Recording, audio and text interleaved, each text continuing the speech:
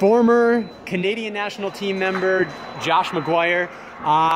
Josh, in an interview with Sean McLean, he said that you were perhaps the most talented men's foil fencer he's ever seen. What do you have to say about that? Well, it's a gigantic compliment coming from Sean. I mean, he's done some great things, and he is currently like one of my idols. Just the way he works as a coach and his philosophy of fencing, and he has so much fun with it. So it means a great deal to hear something like that coming from him. And of course, like Sean, you come from the Bucky Leach lineage, which, as we see, has paid huge dividends in your fencing. Yeah, absolutely. Yeah, Bucky knows a thing or two. Yeah. Now, you talked about your respect for Sean and his coaching philosophy. Tell us a little bit about your coaching philosophy. Oh.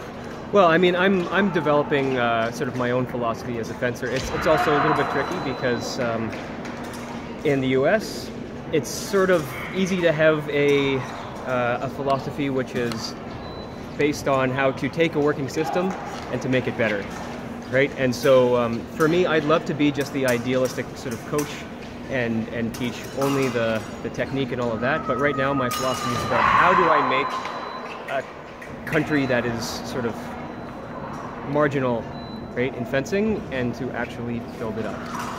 So and of course, that's with your home country of Canada. Yeah, absolutely.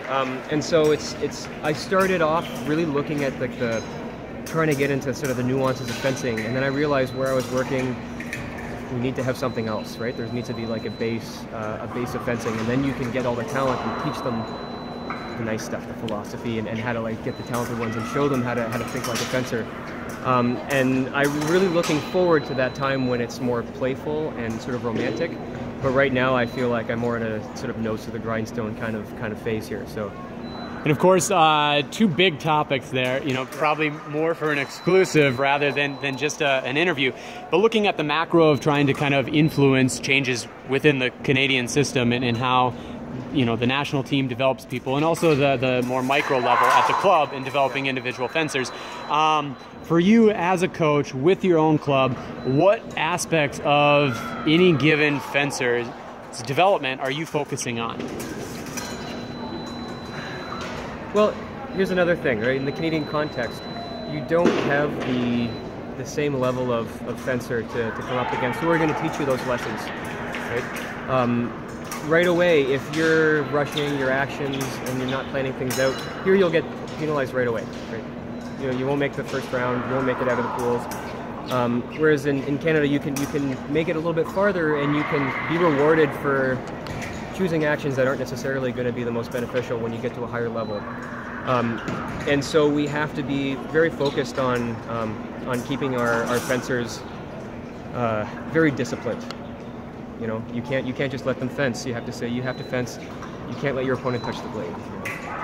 You have to use one action or two actions. So it's a little bit tricky to produce the conditions that it's going to teach somebody how to compete in this kind of environment without that level of competition all the time. And of course, discipline, absolutely essential for any athlete's success in any sport. How do you try and condition that discipline into your athletes through their training? A lot of conditional fencing, sort of drills, but drills are a little too stiff.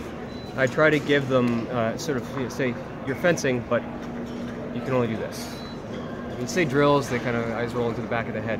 So you're fencing, but this is what your focus is going to be. You know, if you do this, you know, say if you step back, you're going to get. So object-specific drills, like in this drill, we want to hit to this point, or on the left you're doing this, on the right you're doing this. Yeah, or you can, you know, handcuff a fencer enough that it's going to represent. Say here, you might have an athlete or an opponent that you can only hit them on two different actions. Right? You might spend the entire bout working to hit on two different actions, and you need the discipline to be able to do that. So, like, those conditions aren't there in most Canadian clubs.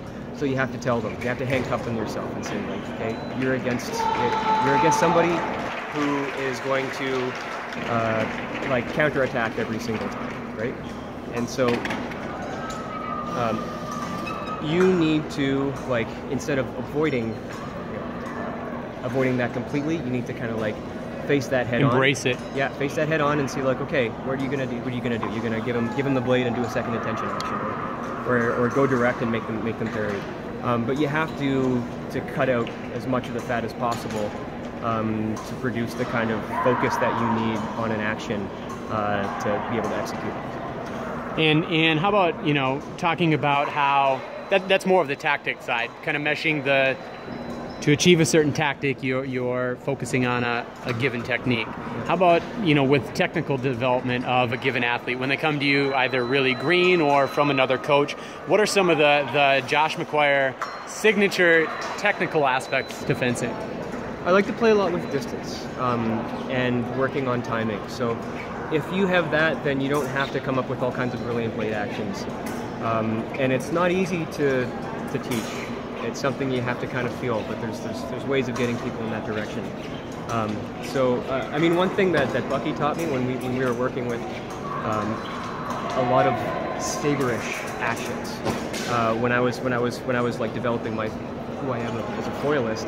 There was a lot of borrowed stuff from saber, so it was a lot of playing with the distance, going in and drawing the attack, getting away. Like get away go was like one of the staples of my fencing. And now the fencing's changed a little bit, so you don't have people barreling at you. You can't just kind of sneeze and they're going to finish. You have to be a little more patient to draw them out. But that game is still there, but it just takes a little bit of tweaking. It's not the same.